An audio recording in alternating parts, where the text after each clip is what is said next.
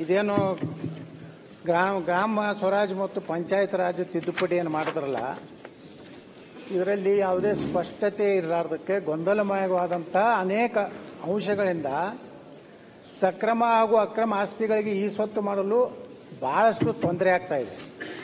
ಅದರಲ್ಲಿ ಬಿ ಖಾತಾ ಪ್ರಕ್ರಿಯೆ ಇನ್ನೂ ಪ್ರಾರಂಭನೇ ಆಗಿಲ್ಲ. ಅಲ್ಲದೆ ಈ ಸ್ವತ್ತು ಮತ್ತು ಬಿ ಖಾತಾ ಪಡೆಯುವ ಆಸ್ತಿದಾರರ ಪ್ರಯತ್ನಕ್ಕೆ ಸಾಕಷ್ಟು ಜನ ಇವತ್ತು ಗ್ರಾಮ ಪಂಚಾಯತ್ ಹೋಗ್ತಾರೆ, ಅವರಿಗೆ ಅಲ್ಲಿ ಸರಿಯಾದಂಥ ಈ ಸ್ವತ್ತು ಮತ್ತು ಬಿ ಖಾತಾ ಸಿಗ್ತಾ ಇಲ್ಲ. ಅದ್ರ ಜೊತೆಗೆ ಮೊದಲೇನಿತ್ತಂದ್ರೆ ಅಧ್ಯಕ್ಷರೇ, ಈ ಕಂದಾಯ ಇಲಾಖೆದವರು ಭೂಮಿ ಕೇಂದ್ರದಲ್ಲಿ ಅರ್ಜಿ ಸಲ್ಲಿಸಿದ ಮೇಲೆ ಸರ್ವೆ ಇಲಾಖೆಯಿಂದ ನಕ್ಷೆ ಸಿದ್ಧಪಡಿಸಿ ಬಳಿಕ ಗ್ರಾಮ ಪಂಚಾಯತಿ ಹೋಗ್ತಾ ಇತ್ತು. ಆದರೆ ಅಲ್ಲಿ ಗ್ರಾಮ ಪಂಚಾಯತಿ ಬಂದ ಮೇಲೆ ಅಲ್ಲಿ PDO ಅದನ್ನು ಹೆಬ್ಬಟ್ಟು ಒತ್ತಿ ಎಲ್ಲ ಇದನ್ನು ಉತ್ತಾರಿಗಳನ್ನು ವಿತರಣೆ ಮಾಡುವಂಥ ಅದು ಕೆಲಸ ನಡೀತಾ ಇತ್ತು. ಈ ಒಂದೇನು ಅಮೆಂಡ್ಮೆಂಟ್ ಮಾಡಿದಾರಲ್ಲ ಸನ್ಮಾನ್ಯ ಅಧ್ಯಕ್ಷರೇ, ಗ್ರಾಮ ಪಂಚಾಯತಿ ಸಿಬ್ಬಂದಿಗಳೇ ಆನ್ಲೈನ್ದಲ್ಲಿ ಅರ್ಜಿ ಅಪ್ಲೋಡ್ ಮಾಡಬೇಕು, ನಕ್ಷೆ ತಯಾರಿಸಿ ಉತ್ತಾರಗಳನ್ನು ನೀಡಬೇಕು. ಆದರೆ ಹಳ್ಳಿಯೊಳಗೆ ಇರುವಂಥ ಸಮಸ್ಯೆ ಏನಂದರೆ ಸೆಟ್ಲೈಟ್ ಸಮಸ್ಯೆ, ಇಂಟರ್ನೆಟ್ಟು, ಅಲ್ಲಿ ಸರಿಯಾಗಿ ವಿದ್ಯುತ್ತಿನ ಕೊರತೆ ಇದೆ. ಗ್ರಾಮೀಣ ನಾವು ಹಿಂದಿನ ಸಹ ವಿಧಾನ ಪರಿಷತ್ನಲ್ಲಿ ಇದ್ದಾಗ ಹೇಳಿದ್ದೆ, ಎಲ್ಲ ಕಡೆ ಸೋಲಾರ್ ಸಿಸ್ಟಮ್ ಮಾಡಿರಿ, ಎಲ್ಲ ಗ್ರಾಮ ಪಂಚಾಯತಿಗಳಿಗೆ ಸೋಲಾರ್ದು ಒಂದು ವ್ಯವಸ್ಥೆ ಮಾಡಿ, ಅಲ್ಲಿ ಕರೆಂಟ್ ಇರುವುದಿಲ್ಲ, ಸರಿಯಾಗಿ ನೆಟ್ವರ್ಕ್ ಬರುವುದಿಲ್ಲ. ಈ ಎಲ್ಲ ಸಮಸ್ಯೆದಿಂದ ಇವತ್ತು ಏನಾಗ್ಲಾಗ್ತದೆ, ಸದರಿ ಆ್ಯಪ್ ಏನು ಇದೆಯಲ್ಲ ಮಾನ್ಯ ಸಚಿವರೇ, ಅದರಲ್ಲಿ ಸರಿಯಾಗಿ ಸ್ಥಳ ಗುರುತಿಸುವಂಥ ಸಾಧ್ಯನೇ ಆಗ್ತಾ ಇಲ್ಲ. ಸಿಬ್ಬಂದಿಗಳು ಮತ್ತು ಸಾರ್ವಜನಿಕರ ನಡುವೆ ದಿವಸ ಜಗಳ ನಡೀತಾ ಇದೆ. ಸರಿಯಾಗಿ ಚಕ್ಬಂದಿ ಗುರುತಿಸಲು ಸಹ ಸಾಧ್ಯ ಆಗ್ತಾ ಇಲ್ಲ. ಮತ್ತು ಹಳ್ಳಿ ಒಳಗೆ ಸರ್ವೆ ಸಮಸ್ಯೆ ಅಂದರೆ ಈ ದಿಶಾಂಕ ಆ್ಯಪ್ನಿಂದ ನಕ್ಷೆ ತಯಾರಾಗಬೇಕಾಗಿದೆ. ಆದರೆ ಪ್ರತಿಯೊಂದರಲ್ಲಿಯೂ ಸಹ ನೆಟ್ವರ್ಕ್ ಸಮಸ್ಯೆ ಇರೋದ್ರಿಂದ ಸನ್ಮಾನ್ಯ ಇದು ಕೇವಲ ಅಧ್ಯಕ್ಷರೇ ಗ್ರಾಮೀಣ ಪ್ರದೇಶದಲ್ಲ, ನಗರ ಪ್ರದೇಶದಲ್ಲಿ ಅದೇ ಸಮಸ್ಯೆ ಆಗಿದೆ. ಮತ್ತು ಇದರಿಂದ ಸಾರ್ವಜನಿಕರಿಗೆ ತಮ್ಮ ಉತ್ತಾರಿ ತಗೋಲಿಕ್ಕೆ ಗ್ರಾಮ ಪಂಚಾಯತ್ಗೆ ಹೋದರೆ ಅವರಿಗೆ ಸಿಗ್ತಾ ಇಲ್ಲ, ಭಾಳ ತೊಂದರೆಯನ್ನು ಅನುಭವಿಸ್ತಾ ಇದ್ದಾರೆ. ಮತ್ತು ಇನ್ನೊಂದು ವರದಿ ಪ್ರಕಾರ ಇವರು ಸರಿಯಾಗಿ ಇವತ್ತು ಇದನ್ನು ಮಾಡಿ ಎಲ್ಲ ಗ್ರಾಮ ಪಂಚಾಯತ್ ವ್ಯಾಪ್ತಿಯಲ್ಲಿ ಬಡಾವಣೆಗಳ ನಕ್ಷೆ, ಕಟ್ಟಡ ನಕ್ಷೆ ಅನುಮೋದನೆ ಇಲ್ಲದ ಈಗಾಗಲೇ ನೋಂದಣಿ ಆಗಿರುವ ಆಸ್ತಿಗಳ ಸಂಖ್ಯೆ 1 ಕೋಟಿಗಿಂತಲೂ ಹೆಚ್ಚಿದೆ. ಇಷ್ಟು ಆಸ್ತಿಗಳು ಬಿ ಖಾತಾ ಪಡೆದು ತೆರಿಗೆ ವ್ಯಾಪ್ತಿಗೆ ಬಂದರೆ ಗ್ರಾಮ ಪಂಚಾಯತಿಗಳಿಗೆ ವಾರ್ಷಿಕವಾಗಿ ಸಾವಿರಾರು ಕೋಟಿ ರೂಪಾಯಿ ಆದಾಯ ಗ್ರಾಮ ಪಂಚಾಯತಿಗೆ ಬರ್ತದೆ. ಸ್ವಂತ ಬಲದ ಮೇಲೆನೆ ಗ್ರಾಮ ಪಂಚಾಯತಿ ತನ್ನ ಅಭಿವೃದ್ಧಿಯನ್ನು ಮಾಡುವಂಥ ಒಂದು ಶಕ್ತಿ ಬರ್ತದೆ ಅಧ್ಯಕ್ಷರೇ.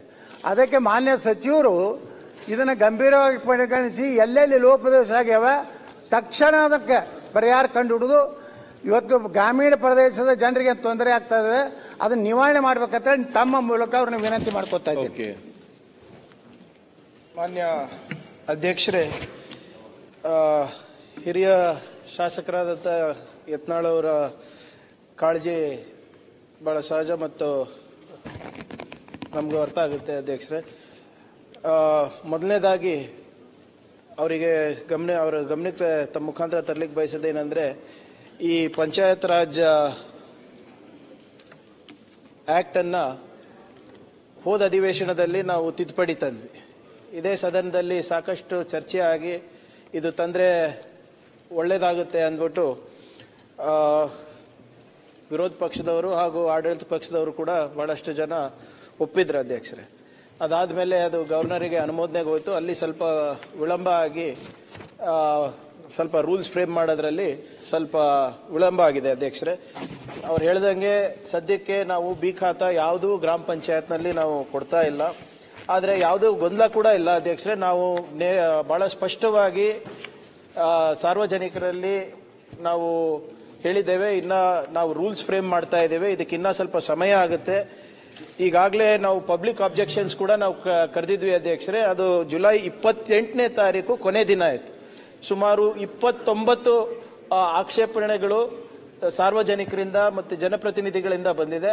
ಅವೆಲ್ಲನೂ ಕೂಡ ಅವರ ಅಹವಾಲುಗಳನ್ನು ನಾವು ತಾಂತ್ರಿಕವಾಗಿ ಹಾಗೂ ಬೇರೆ ರೀತಿಯಾಗಿ ನಾವು ನೋಡ್ಬಿಟ್ಟು ಒಂದು ಸಮಗ್ರವಾದಂಥ ರೂಲ್ಸನ್ನು ನಾವು ಇನ್ನೂ ಒಂದು 15 ದಿನದಲ್ಲಿ ನಾವು ಫೈನಲೈಸ್ ಮಾಡ್ತೀವಿ ಮಾನ್ಯ ಶಾಸಕರೇ. ಅದಾದಮೇಲೆ ತಾಂತ್ರಿಕವಾಗಿ ಕೂಡ ಈಗ ಮೊನ್ನೆ ಈ ಖಾತಾದು ಸ್ವಲ್ಪ ಗೊಂದಲ ಆಗ್ತಾ ಇದೆ ಅಧ್ಯಕ್ಷರೇ, ಯಾಕಂದ್ರೆ ಸರ್ವರ್ ಸರಿಯಾಗಿ ನಾವು ಅಂದ್ರೆ ಟೆಕ್ನಿಕಲಿ ನಾವು ಡೇಟಾಬೇಸ್ ಅನ್ನ ಸರಿಯಾಗಿ ಅಪ್ಡೇಟ್ ಮಾಡಿಲ್ಲ ಅಂದ್ಬಿಟ್ಟು. ಸೊ ನಾವು NIC ಅವ್ರ ಜೊತೆನೂ ಕೂಡ ನಾವು ಮಾತನಾಡಿ ನಮಗೆ ಎಷ್ಟು ಜಾಗ ಬೇಕಾಗ್ತದೆ ಮತ್ತೆ ತಾಂತ್ರಿಕವಾಗಿ ನಾವು ಏನೇನು ಸಿದ್ಧಪಡಿಸಬೇಕು ಇದಕ್ಕೋಸ್ಕರ, ಯಾಕಂದ್ರೆ ಒಮ್ಮೆಲೆ ಯತ್ನಾಳ್ ಸಾಹೇಬ್ರು ಹೇಳ್ದಂಗೆ ಲಕ್ಷಾಂತರ ಜನ ಇದಕ್ಕೆ ಬಂದ್ಬಿಡ್ತಾರೆ. So we have to be digitally also equipped. ಅದು ನೀವು ಇಂಟರ್ನೆಟ್ ಗ್ರಾಮೀಣ ಪ್ರದೇಶದಲ್ಲಿ ಇಂಟರ್ನೆಟ್ ಇರ್ಬೋದು, ಪಂಚಾಯತ್ನಲ್ಲಿ ಇರ್ಬೋದು, ಸರ್ವರ್ ಸ್ಪೇಸ್ ಇರ್ಬೋದು ಇತ್ಯಾದಿ ಅಧ್ಯಕ್ಷರೇ. ಸೊ ಅದಕ್ಕೂ ಕೂಡ ನಮಗೆ ಮಾಡ್ಲಿಕ್ಕೆ ಒಂದು ತಿಂಗಳು ಆಗ್ಬೋದು ಅಧ್ಯಕ್ಷರೇ. ಬಹುಶಃ ತಮ್ಮ ಮುಖಾಂತರ ಸದನಕ್ಕೆ ತಿಳಿಸೋದು ಅಧ್ಯಕ್ಷರೇ, ಈ 11B ಖಾತಾ ಮತ್ತೆ ಈ ಸ್ವತ್ತು ಸಾಫ್ಟ್ವೇರ್ ಅನ್ನ ರೆಡಿ ಆದ ತಕ್ಷಣ 1-1.5 ತಿಂಗಳಲ್ಲಿ ನಾವು ಪ್ರಾರಂಭ ಮಾಡ್ತೀವಿ ಅಧ್ಯಕ್ಷರೇ. ಅಬ್ಜೆಕ್ಷನ್ಸ್ ಅನ್ನ ನಾವು ಕ್ಲಿಯರ್ ಮಾಡಕ್ಕೆ ಮತ್ತೆ ರೂಲ್ಸ್ ಫ್ರೇಮ್ ಮಾಡಕ್ಕೆ 15 ದಿನ ಬೇಕಾಗ್ತದೆ. ಮತ್ತೆ ಟೆಕ್ನಿಕಲಿ ಅಪ್ಗ್ರೇಡ್ ಆಗ್ಲಿಕ್ಕೆ ನಮ್ಗೆ 1 ತಿಂಗಳು ಬೇಕಾಗ್ತದೆ. ಮತ್ತೆ ಇನ್ನೊಂದು ದಿಶಾಂಕ ಆ್ಯಪ್ ಬಗ್ಗೆ ತಾವು ಹೇಳಿದ್ರಿ ಮಾನ್ಯ ಸದಸ್ಯರೇ, ಯಾವ್ದಾದ್ರು ತಮಗೆ ಸ್ಪೆಸಿಫಿಕ್ ಆಗಿ ಎಲ್ಲಾದ್ರೂ ಲೋಪದೋಷಗಳನ್ನ ಕಂಡು ಬಂದ್ರೆ ನೀವು ನಮ್ಗೆ ತಿಳಿಸಿದ್ರೆ ನಾವು ಸರಿಪಡಿಸ್ತೀವಿ ಅಧ್ಯಕ್ಷ. ನಮ್ಮ ಪ್ರಕಾರ ಸರಿಯಾಗಿ ನಡೀತಾ ಇದೆ. ಸದನದ ಗಮನಕ್ಕೂ ಕೂಡ ನಾನು ತರಲಿಕ್ಕೆ ನಾನು ಬಯಸ್ತಾ ಇದ್ದೀನಿ. ಮಾನ್ಯ ಯತ್ನಾಳ್ ಸಾಹೇಬ್ರು ಹೇಳ್ದಂಗೆ ಹಿಂದೆ ನಮ್ಮ ಟ್ಯಾಕ್ಸ್ ವ್ಯಾಪ್ತಿನಲ್ಲಿ ಬರಲಾರ್ದಂತ ಸಾಕಷ್ಟು ಆಸ್ತಿಗಳಿತ್ತು. ಕಳೆದ 2 ವರ್ಷದಲ್ಲಿ ನಾವು ನಿರಂತರವಾಗಿ ನಮ್ಮ ಸಿಇಒಗಳ ಮುಖಾಂತರ ಇರ್ಬೋದು, ನಮ್ಮ ಇಒಗಳ ಮುಖಾಂತರ ಇರ್ಬೋದು, ಹೆಚ್ಚಿನ ಆಸ್ತಿಗಳನ್ನ ನಾವು ತೆರಿಗೆ ವ್ಯಾಪ್ತಿಗೆ ತರಲಿಕ್ಕೆ ಪ್ರಯತ್ನ ಮಾಡಿದ್ದೀವಿ. ಈ ಸದನಕ್ಕೆ ನಾನು ತಿಳಿಸೋದೇನಪ್ಪ ಅಂದ್ರೆ, ಇಡೀ ದೇಶದಲ್ಲೇ ಮೊದಲನೇ ಬಾರಿಗೆ ನಮ್ಮ ರಾಜ್ಯದಲ್ಲಿ ಅತ್ಯಂತ ಹೆಚ್ಚು ತೆರಿಗೆ ಕಲೆಕ್ಷನ್ ಆಗಿದೆ, 1237 ಕೋಟಿ ರೂಪಾಯಿ ಅಧ್ಯಕ್ಷರೇ. ಎಲ್ಲೂ ಕೂಡ ಇಡೀ ದೇಶದಲ್ಲಿ ಆಗಿಲ್ಲ ಅಧ್ಯಕ್ಷರೇ. ಇನ್ನ ಹೆಚ್ಚು ಮಾಡಬಹುದು, ನನ್ನ ಇಲ್ಲ ಅಂತಿಲ್ಲ. ಸೊ ಅವರ ಸಲಹೆಯನ್ನ ನಾವು ಈಗಾಗಲೇ ಮ್ಯಾನ್ಯುವಲಿ ನಾವು ಮಾಡ್ತಾ ಇದೀವಿ ಅಧ್ಯಕ್ಷ. ಡಿಜಿಟಲಿ ಕೂಡ ನಾವು ಮಾಡಿ ಇನ್ನ ಹೆಚ್ಚು ಮಾಡಿಸ್ತೀವಿ. ಅವ್ರು ಹೇಳಿದಾಗೆ ಏನೇ ಸಂಪನ್ಮೂಲ ಬಂದ್ರೂ ಕೂಡ ₹1 ನಮಗೆ ಬರೋದಿಲ್ಲ ಅಧ್ಯಕ್ಷರೇ, ಆ ಪಂಚಾಯತಿಗೆ ಹೋಗುತ್ತೆ, ಅವ್ರ ಇನ್ಫ್ರಾಸ್ಟ್ರಕ್ಚರ್ಗೆ, ಅವ್ರ ಡೆವಲಪ್ಮೆಂಟ್ಗೆ. ಅದು ಕೂಡ ನಡೆದಿದೆ. ಈ ಒಂದು ರೂಲ್ಸು ಮತ್ತೆ ಈ ನಮ್ಮ ಒಂದು ತಿದ್ದುಪಡಿಗಳನ್ನ ನಾವು ತಂದ ಮೇಲೆ ಇದು ಅವ್ರು ಹೇಳ್ದಂಗೆ ಇನ್ನ ಸಾವಿರಾರು ಕೋಟಿ ರೂಪಾಯಿ ಜಾಸ್ತಿ ಆದಾಯನೂ ಕೂಡ ಬರುತ್ತೆ, ಮತ್ತೆ ಜನರಿಗೆ ಸ್ವಲ್ಪ ರಿಲೀಫ್ ಕೂಡ ಸಿಗುತ್ತೆ ಅಧ್ಯಕ್ಷರೇ, ಯಾರು ಅಕ್ರಮ ಸಕ್ರಮ ಮಾಡ್ಕೊಳ್ಳಿಕ್ಕೆ. ಆದ್ರಿಂದ ನಮ್ಗೆ 1.5 ತಿಂಗಳು ಕಾಲಾವಕಾಶ ಬೇಕಾಗ್ತದೆ ಅಧ್ಯಕ್ಷರೇ. ಇದಕ್ಕೆ ನಾವು ಬದ್ಧರಾಗಿದ್ದೇವೆ ಅಧ್ಯಕ್ಷರೇ. ಈಗ ಈ ಕಾಯ್ದೆಯಲ್ಲಿ ಗ್ರಾಮ ಠಾಣೆ ವ್ಯಾಪ್ತಿಯಲ್ಲಿ ಬರುವಂತಹ ನಿವೇಶನಗಳಿಗೆ, ಕಟ್ಟಡಗಳಿಗೆ ಬಿ ಖಾತಾ, ಈ ಸ್ವತ್ತು ಅವಕಾಶ ಇದರಲ್ಲಿ ಇಲ್ಲ. ಒಂದು ದಿನದಿಂದ ದಿನಕ್ಕೆ ಜನಸಂಖ್ಯೆ ಹೆಚ್ಚಾಗಿ ನಿವೇಶನಗಳು, ಮನೆಗಳ ಸಂಖ್ಯೆ ಇವತ್ತು ನೋಡ್ರಿ, ಆಶ್ರಯ ಮನೆಗಳು ಇರ್ಬೋದು, ತೋಟದಲ್ಲಿ ಕಟ್ಟಿದಂಥ ಮನೆ ಇರ್ಬೋದು, ಇವತ್ರಿಗೆ ಎಲ್ಲರನ್ನೂ ನೀವು ಹಾಕೊಂಡ್ರೆ ಅದರದ್ದು ಒಂದು ಏನು ಗ್ರಾಮ ಪಂಚಾಯತಿ ಸೋರ್ಸಸ್ಸು ಹೆಚ್ಚಾಗ್ತದೆ ಅಧ್ಯಕ್ಷರೇ. ಅದರ ಜೊತೆಗೆ ನಿವೇಶನಗಳಿಗೆ ಮನೆ ಹೊಂದಿರೋ ಕುಟುಂಬಗಳ ಆಶ್ರಯ ಮನೆಗಳು, ದನದ ಶೆಡ್ಡು ಎಲ್ಲಾನು ಹೇಳಿದೆ ಅಧ್ಯಕ್ಷರೇ. ಅದ್ರ ಜೊತೆಗೆ ಇವತ್ತು ಏನು ಹೇಳಿದ್ರು ದಿಶಾಂಕದ ಬಗ್ಗೆ, ನೀವು ಗ್ರಾಮ ಪಂಚಾಯತಿಗಳಿಗೆ ಸೌರಶಕ್ತಿಯಿಂದ ವಿದ್ಯುತ್ ಕೊಡೋದ್ರ ಸಲುವಾಗಿ ಒಂದು ಯೋಜನೆ ಹಾಕೊಂಡು ಇಡೀ ರಾಜ್ಯದಲ್ಲಿರುವಂಥ ಎಲ್ಲ ಗ್ರಾಮ ಪಂಚಾಯತಿಗಳಿಗೆ ಏನು ಗ್ರಾಮ ಪಂಚಾಯತ್ ನಡೆದು ಬೆಳಗ್ಗೆ 10ರಿಂದ ಸಾಯಂಕಾಲ 5 ಗಂಟೆವರೆಗೆ, ಅವಾಗ ಬಿಸಿಲಿದ್ದೇ ಇರ್ತದೆ, ಸೌರದ ಒಂದು ವಿದ್ಯುತ್ ಉಪಯೋಗ ಆಗ್ತದೆ. ಮಾನ್ಯ ಸಚಿವರು ಇದ್ರ ಕಡೆ ಸೋಲಾರ್ ಇದನ್ನು ಅಳವಡಿಸೋದ್ರ ಸಲುವಾಗಿನೂ ಸಹ ಹೆಚ್ಚಿನ ಒಂದು ಗಮನ ಕೊಡಬೇಕನ್ನುವಂಥದ್ದು ವಿನಂತಿ ಇದೆ. ಓಕೆ ಮಾನ್ಯ ಅಧ್ಯಕ್ಷರೇ, ನಾನು ಹೇಳ್ದಂಗೆ ಸಂಪೂರ್ಣವಾಗಿ ಅವರ ಸಲಹೆಗಳನ್ನು ನಾವು ಒಪ್ತೀನಿ. ಇದೇ ನಿಟ್ಟಿನಲ್ಲಿ ಕೂಡ ನಾವು ಕೆಲಸ ಮಾಡ್ತಾ ಇರೋದು. ಈ ಸ್ವತ್ತು ರಿಫಾರ್ಮ್ಸ್ ಅನ್ನ ಕೂಡ ಒಂದು ಸಮಿತಿಯನ್ನ ನಾವು ಮಾಡಿದ್ದೇವೆ. ಅದನ್ನ ನಾನು ಹೇಳ್ದಂಗೆ ಇವೆಲ್ಲ ಏನು ಆಕ್ಷೇಪಣೆಗಳು ಬಂದಿದೆ ಅದೆಲ್ಲ ಪರಿಶೀಲನೆ ಮಾಡಿ ರೂಲ್ಸ್ ಅನ್ನ ಒಂದು 15 ದಿನದಲ್ಲಿ ಮಾಡ್ತೀನಿ. ಅದರಲ್ಲೂ ಕೂಡ ಏನಾದರೂ ತಮಗೆ ಅನಾನುಕೂಲ ಆಗ್ತಾ ಇದ್ರೆ ಅದು ನೀವು ನಮ್ಗೆ ಹೇಳಿದ್ರೆ ಅದನ್ನು ಕೂಡ ಸರಿಪಡಿಸ್ಲಿಕ್ಕೆ ತಯಾರಿದ್ದೇವೆ. 1ನೇದು.